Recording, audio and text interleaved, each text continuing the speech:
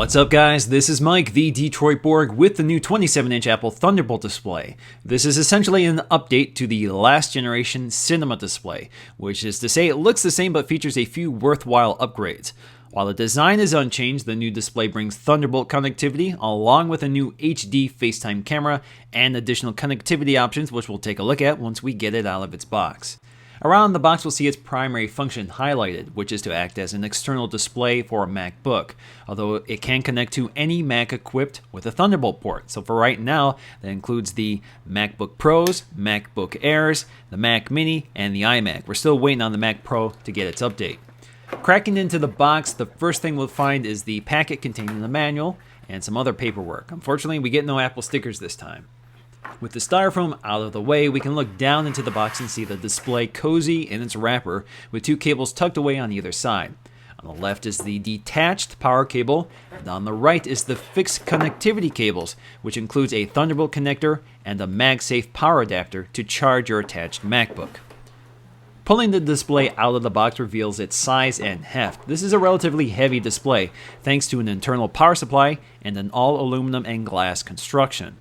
If you've seen any of my iMac unboxing videos, this will look very familiar. The display is covered in a giant white envelope with the flaps tucked away in the back. Just peel these back and pull up to remove the wrapper. We have a few more layers of plastic to get through, including one on the pedestal and a big one covering the glass and bezel.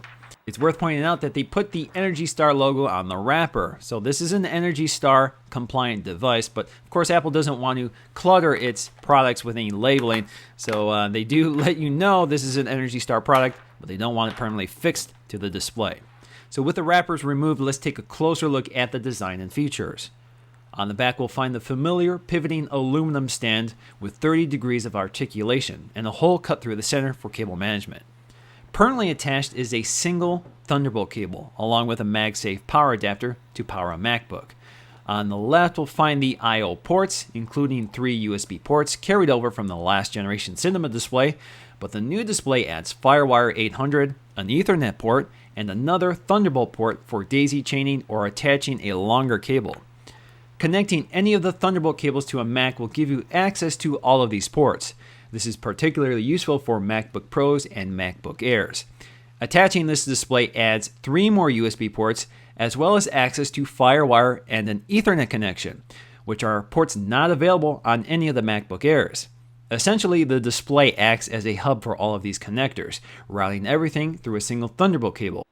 Noticeably absent at the other corner is a power button, which is what you would expect on an iMac. In the display's case, power is managed by the attached Mac, so it powers on only when the Mac requests it.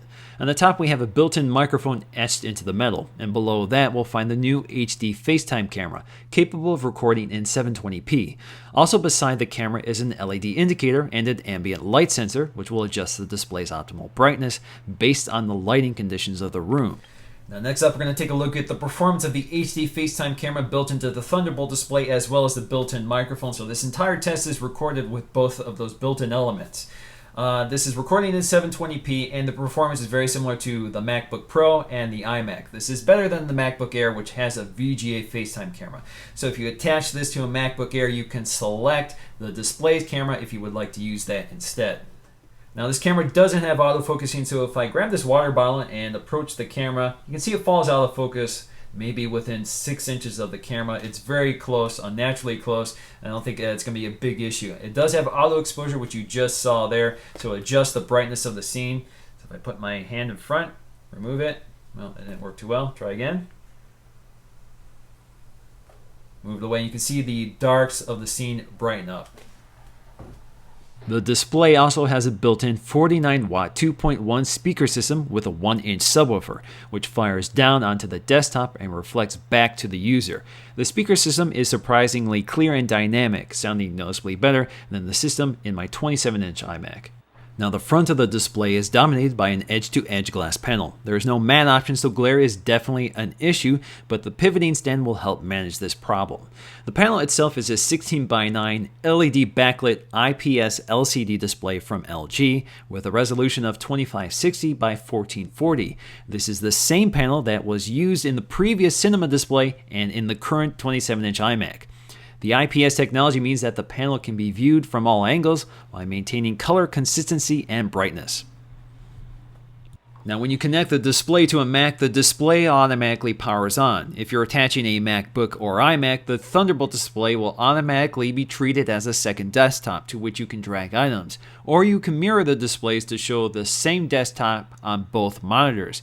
If you're operating in extended mode, you can identify the physical location of the monitor versus that of your MacBook or iMac, so this makes dragging and dropping items between the desktops more logical.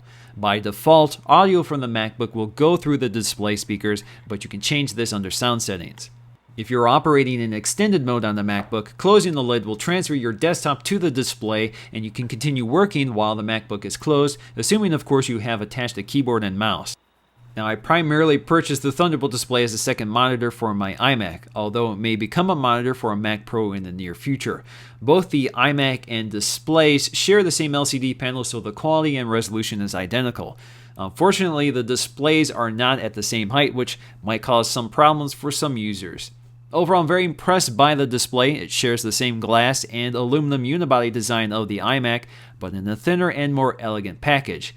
Add a class-leading 27-inch LCD panel with Thunderbolt connectivity options, and you have an unbeatable solution for any Mac user. Unfortunately, at $1,000, it's not the cheapest 27-inch option out there, and it becomes a hard decision for MacBook users who have to decide if the investment is worthwhile to turn their MacBooks into a 27-inch iMac. I also wish this display contained an SD card slot, especially for 11-inch MacBook Air users which don't have this option. But in the end, I think this provides the perfect answer for those who want both a desktop and a laptop, but don't want to buy two different computers. So once again, guys, this is Mike, the Detroit Borg. Thanks for watching, and I'll see you again in the next video.